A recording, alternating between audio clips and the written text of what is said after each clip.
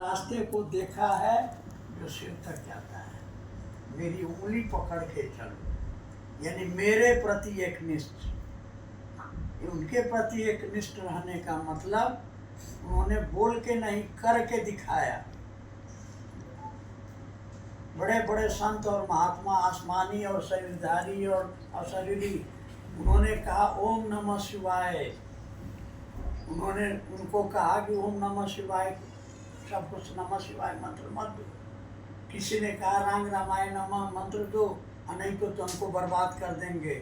साहब ने कहा मेरे गुरु ने मुझको जितना दिया है, मैं उससे न दाहिने जाऊंगा न बाएं जाऊंगा। इसको मान के चलिए, समझ के चलिए। और पूरी जिंदगी उन्होंने इसको निभाया। उन्होंने ही नहीं निभाया, उनके गुरु महादेव ने निभाया। उन्होंने शिव को गुरु माना शर्तों में। आसमान से उतरोगे तो गुरु नहीं मानेंगे, मनुष्य के रूप में आओगे तो गुरु नहीं मानेंगे। और आज से अब हम अपने पूर्व के सारे गुरुओं द्वारा बताई क्रियाओं को नहीं करेंगे। अब आपका जो आदेश निर्देश होगा, और जब तक साहब शरीर में रहे। 75 में नमः शिवाय उनको आया एक अलौकिक माध्यम से। 82 में उन्होंने कहा कोई मंत्र नहीं पढ़ा, कोई पत्थर, कोई कर्मकांड नहीं किया। क्या कहा? बुढ़ाओ इज्जत रखिए। 82 में बुढ़ाओ इज्जत रखिए और प्रसाद चढ़ गया। ये घटनाएं हमारे मार्गदर्शन के लिए है कि आप क्या कर रहे हैं और साहब ने क्या करने के लिए कहा।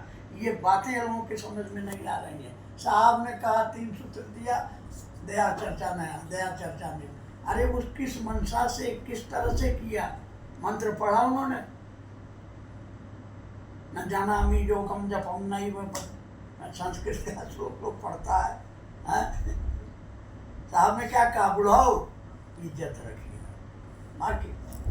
और फिर 86 में उनको आकाशवाणी हुई, जहाँ गुरु ने उनको चैलेंज किया, तुम जो करते हो कहते नहीं हो। ध्यान दीजिए इसको। जीवन, उनके जीवन की एक एक घटना हमारे लिए मार्गदर्शक है, मील का पत्थर है। तुम जो करते हो कहते नहीं हो। साहब ने उत्तर दिया मैं जो करता हूँ वही कहता हूँ, असत्य बोलते हो। उन्होंने विरोध किया कि मुझको झूठ बोलने की आदत नहीं। बाद में समझाया साहब ने हम लोगों को कि असत्य और झूठ में क्या अंतर होता है, क्या करते हो।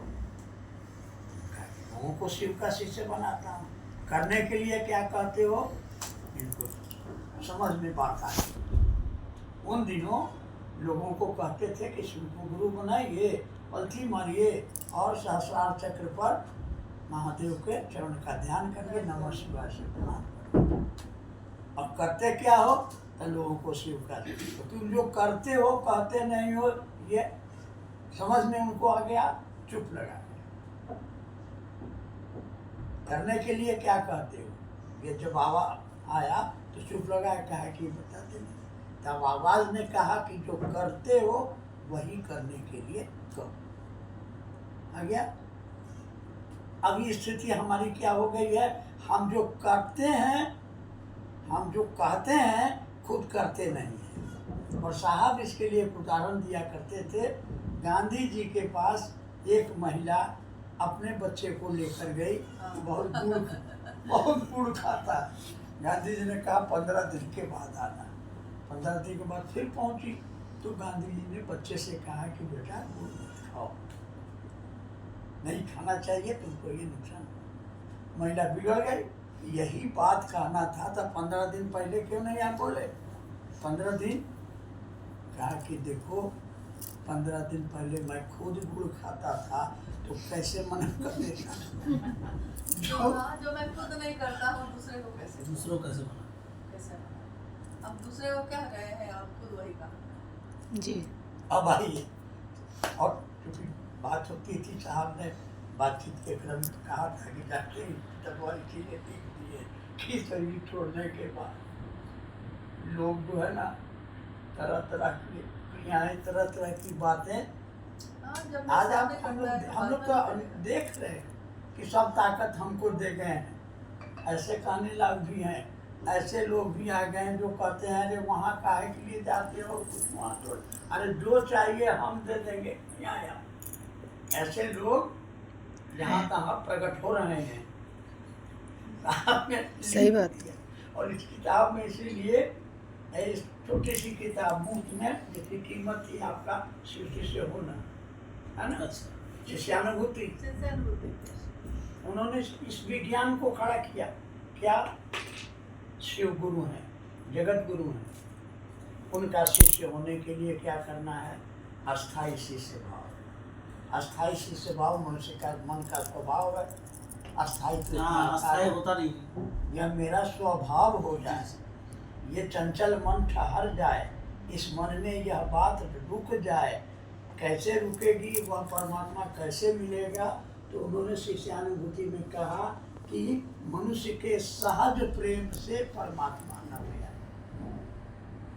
समझ रहे हैं? सहज माने जन्मजात, आपके अंदर ये शक्ति जन्म से है, इसके लिए आपको कहीं जाने की जरूरत नहीं है। लेकिन उसकी दिशा जो मुड़ी हुई जगत की हो, हमको क्या चाहिए? तो हमको धन चाहिए, सम्मान चाहिए, पैसा चाहिए, मकान चाहिए, ये चाहिए, वो चाहिए।